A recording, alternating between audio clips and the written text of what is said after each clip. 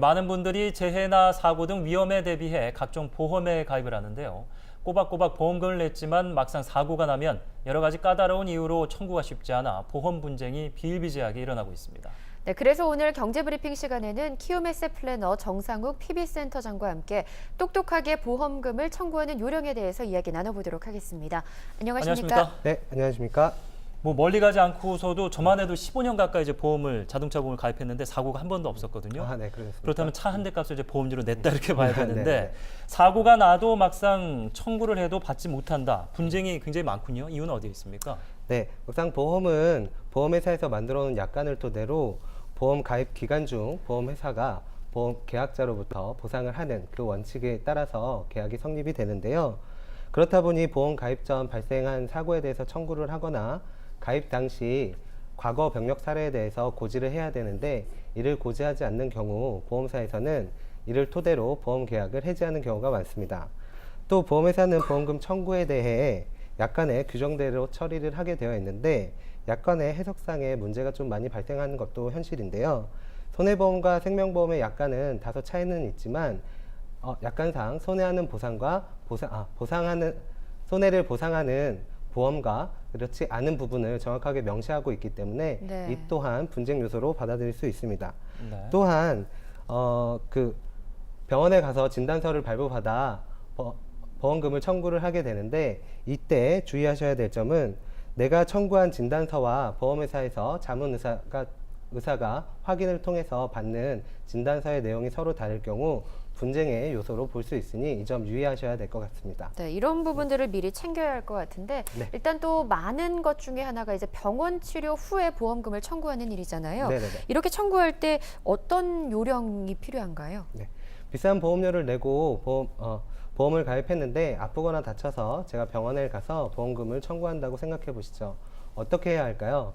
가장 손쉽게 보험금을 청구할 수 있는 방법은 가입 당시에 설계사한테 문의를 하거나 여의치 않는 경우에는 해당 보험사의 고객센터로 문의하시는 것이 가장 효과적이라고 볼 수 있습니다. 다만 보험사별로 청구 양식과 고객이 준비해야 하는 서류가 각각 차이가 있으므로 이 또한 주의를 하셔야 할 것이고요. 내가 가입되어 있는 증권상에 이를 체크하셔서 꼼꼼히 메모를 해 놓으시는 것이 좋겠습니다. 네. 사실 보험에 가입할 때 처음 약관을 꼼꼼히 보는 사람은 거의 없죠. 가격만 보고 좀 싸면 가입하고 그러고 또 1년이 지나서 갱신할 때도 그냥 기계적으로 갱신하고 나니까 막상 혜택을 받을 때 가입한 보험에 대해서 어떤 것들을 좀 알고 있어야 될지 짚어봐야 되겠습니다. 보험은 크게 생명보험과 화재보험의 실손의료비 보험으로 나눠져 있는데요. 생명보험은 보험 증권상 정해져 있는 내용이 약관상의 내용과 일치한다면 보험금을 바로 지급해주고 있습니다. 네. 이에 비해 실손의료비의 보험금 청구는 생명보험의 보험금 청구보다 다소 어려움이 있는데요. 시청자 여러분께서 가입하신 보험이 실손의료비 보험이라면 몇 가지 확인을 하셔야 될 사항들이 있습니다. 그 중에서도 가장 중요한 건 가입 일자를 확인하셔야 하는데요. 2009년 8월 이전의 상품인지 이후의 상품인지 꼭 확인을 하셔야 할 것입니다. 네. 그러면 가입 연월을 이제 확인하는 게 필수가 되겠고요. 네네네. 그렇다면 이제 실손보험으로 청구할 수 있는 그 몇 가지 사항을 사례를 통해서 조금 더 자세히 알아보도록 하겠습니다. 네. 소비자 입장에서 가장 좀 혼돈스러워하는 부분은 어느 부분인가요? 네. 화면을 보면서 제가 설명을 드리겠는데요. 실무에 있다 보면 고객분들께서 가장 많이 문의 전화가 오는 것 중에 한 가지는 병원에 갔을 때 보험금 청구가 가능한지를 문의하시는 것입니다. 실질 사례를 살펴보면 2009년 8월 이후 가입한 실손의료비 보험의 입원 한도 보장액은 한 질병당 5천만 원이며 최대 200만 원 한도로 본인 부담금 10%를 제외 후 보장합니다. 또한 입원을 하지 않고 통원을 하는 경우 화면에 나와 있는 병원별 자기부담금을 제외 후 약값을 포함해 30만 원 한도로 보장하고 있습니다. 예를 들어 오전에 감기 몸살로 동네 병원에 가서 3만 원의 진료비를 내고 오후에 갑자기 장염으로 종합병원 응급실에서 20만 원의 진료비를 냈습니다. 또한 약값으로 5천 원을 냈다면 보험사로부터 받을 수 있는 금액은 감기와 장염의 연관성이 없는 별도의 질병이므로 3만 원에서 만 원을 공제 후 2만 원, 20만 원에서 2만 원을 공제 후 18만 원, 약값은 8천 원 미만으로 지급되지 않습니다. 그래서 총 사용액 금액 23만 5천 원 중 20만 원의 보험금을 수령할 수 있습니다. 네. 예, 어디가 아파서 상당한 가느냐에 따라 또 액수네요. 차이가 또 네. 나네요. 네. 자, 앞서서 이제 얘기할 때 연원일을 좀 잘 살펴봐야 된다. 이유가 2009년 8월 이후에 이제 실손법이 개정이 됐기 때문인데, 그렇다면 그 이후에는 한방병원 또 치과 치료 이런 것들에 대한 보상도 이루어집니까? 네, 맞습니다. 가장 많이 문의하시는 것 중에 또 한 가지는 한방병원이나 치과에 대해서 보상이 되는지 여부인데요. 예. 한방병원이나 치과의 경우 비급여 부분은 실비 보상을 받지 못하지만 급여 부분에서는 공제 금액을 제외한 나머지 금액을 보상을 받을 수 있습니다. 사례에서 보듯 운동 중 허리를 다쳐 한방병원에서 침을 맞고 물리치료를 받은 진료비로 25,000원과 약값 20만 원을 지불했다면 한방병원이 병원급이라 전제하에 자기부담금 15,000원을 제외 후 10,000원을 지급받을 수 있습니다. 다만 약제비는 보험금을 받을 수 없습니다. 이는 건강보험상 비급여인 보첩 비용이기 때문인데요. 한방병원에서 처방전으로 약을 지을 때는 치료에 꼭 필요한 약제를 조제를 받으신다면 급여 부분에 해당해 보험금을 수령할 수 있으니 이 점 반드시 기억해 두시는 게 좋겠습니다. 네. 그리고 이제 입원을 했을 때는 또 병실이 문제가 되는데 올해 정부에서는 기준 병실을 기존 5, 6인실에서 이제 4인실까지 지정하는 방안을 검토 중이라고 하는데요. 네네. 기준 병실과 또 상급 병실 그 보험금 지급은 어떤 차이가 있습니까? 맞습니다. 상급 병실을 이용하는 경우 보험금 전액을 받을 수 있을지 마찬가지로 화면을 보면서 좀 설명을 드리도록 하겠습니다. 병원마다 기준 병실의 차이는 조금씩 있겠지만 1인실이나 2인실 등 상급 병실을 쓰게 되면 보험사에서 지급되는 보험금은 다음과 같습니다. 상급 병실 보험료는 구분 없이 1일당 차액 금액의 50%를 최대 1일 10만 원까지 보상합니다. 예를 들어 5일 동안 입원한 병실 차액이 35만 원인 경우 차액이 1일 한도 10만 원을 넘지 않기 때문에 차액인 50%인 17만 5천 원을 지급받게 됩니다.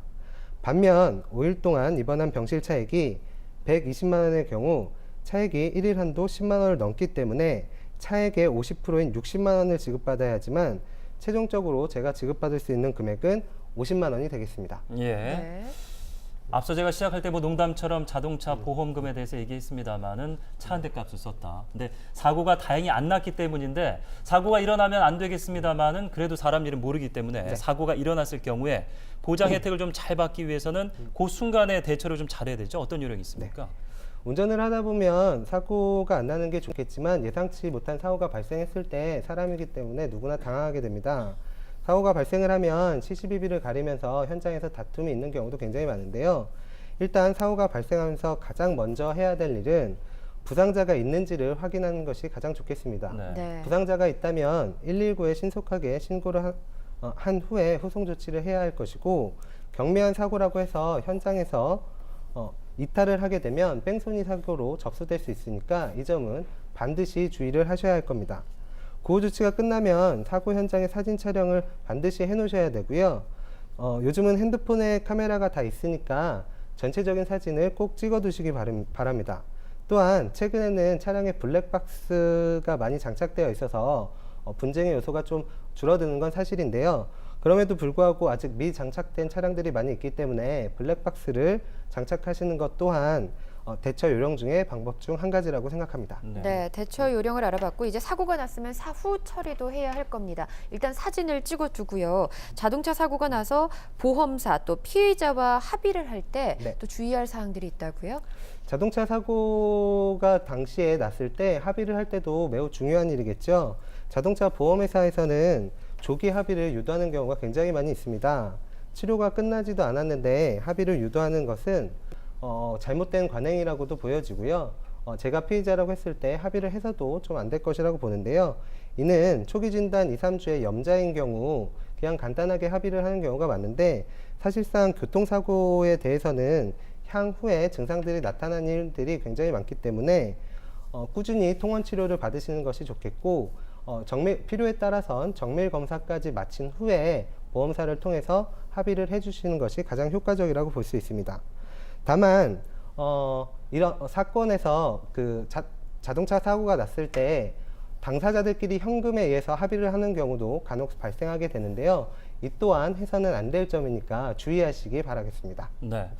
보험 가입이 쉽게 생각할 일이 아니죠. 내 주머니, 내 통장에서 돈이 고스란히 빠져나가는 거고 네. 만약에 내가 받아야 될 순간이 되면 꼼꼼하게 다 챙겨 받아야 되는데 끝으로 보험 가입 시 이것만은 꼭 기억하자. 정리해 주시죠.